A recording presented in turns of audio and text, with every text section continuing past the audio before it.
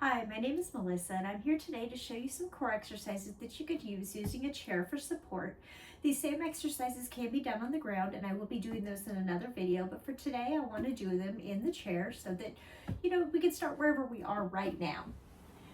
So I'm going to offer the suggestion of any chair you have in your house except for one with wheels. They tend to roll away, so a kitchen chair, a folding chair, anything you have where you can sit with your feet flat on the ground by scooting forward and then have a little bit of support where it's not going to tip back on you when you go. I have a ball today to use in case I had some lower back issues, or maybe I'm just getting started and I need just a little bit more support. And I would put that ball right behind my lower back and I'd scoot back so it's right there. So it's nice and snug back there behind me to offer a little support as I lean back so I'm not feeling as much like I'm free falling. Now I'm going to do these exercises without the ball, but the ball is there as an option. Now we're going to sit up as tall as we can, as I said, scooting forward so that your feet are flat on the ground. We're going to try to keep our feet in contact with the ground as much as we can. Sitting up tall, I'm going to take my arms across. Now I can cross them across my chest. I could put them out in a genie, or if I'm a little bit more advanced, I could hold them out in front of me. The thing is, if you're holding them out in front of you, make sure your shoulders are down so that you're staying in line with that spine. I'm going to hold mine out straight out in front of me, and I'm going to look straight out in front of me, keeping my spine long, straight back. I'm going to lean back and sit back up. I'm pressing down into my feet. I'm only going back as far as I can keep those feet on the ground and keep my spine straight before I come back up. Should not feel any strain through my neck and back. It should be all right in the hinge for my hip. I'm using that core, feeling that belly button pulling back towards the spine and those obliques wrapping around, creating almost like a girdle effect for my waist. And this last one, we're going to hold it back here. Now, if you're doing good here, you could just hold it right here. If you need just a little bit more, you can lift and lower your arms. Again, paying attention to those shoulders not lifting up into the ears and that spine staying straight. You want to make sure you're not curving that back when you're doing it, because we're doing a flat back right now. There is a call for doing it with a curved spine, but for this exercise specifically, we're doing it with a flat back right now. Last one, we're going to hold those arms back out in front of us and stack our spine back up. Shake out our back, feel good in that back, and now we are going to do that curved spine that we talked about.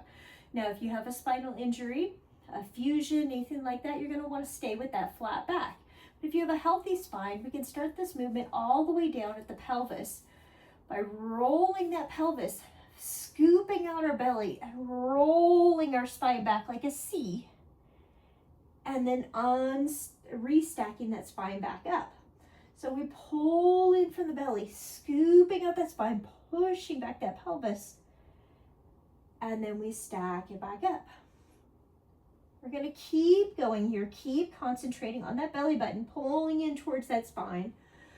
We're going to use our breath, our exhale as we do the work, and inhale as we restack that spine.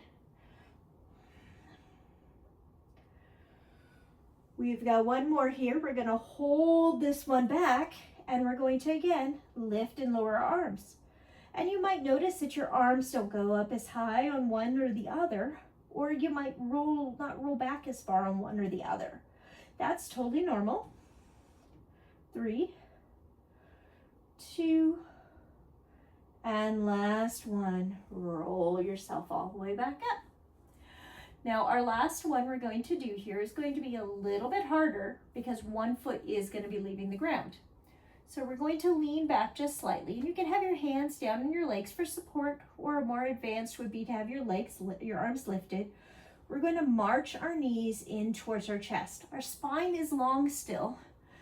I'm flexing my feet as I pull them up so that I keep them engaged on the lift and the lower. Using that exhale and inhale again, reaching my arms out, long spine, shoulders down. We got 5, we got 4, 3, 2, and and last one, and bring yourself up. So those are all exercises that you could do from seated in a chair, not even having to get down to the ground, that are great for the core, especially working through that lower areas of the belly into the hip flexor. Now, if you're feeling it all the way down and just in your hip flexor, then you need to adjust your lean. You might be leaning either too far or not far enough for your core to be engaged. So play with it, see how it goes. Let me know in the comments how it went for you, or if there's any adaptations you need, and I'll fit them into my other videos. Have a great day.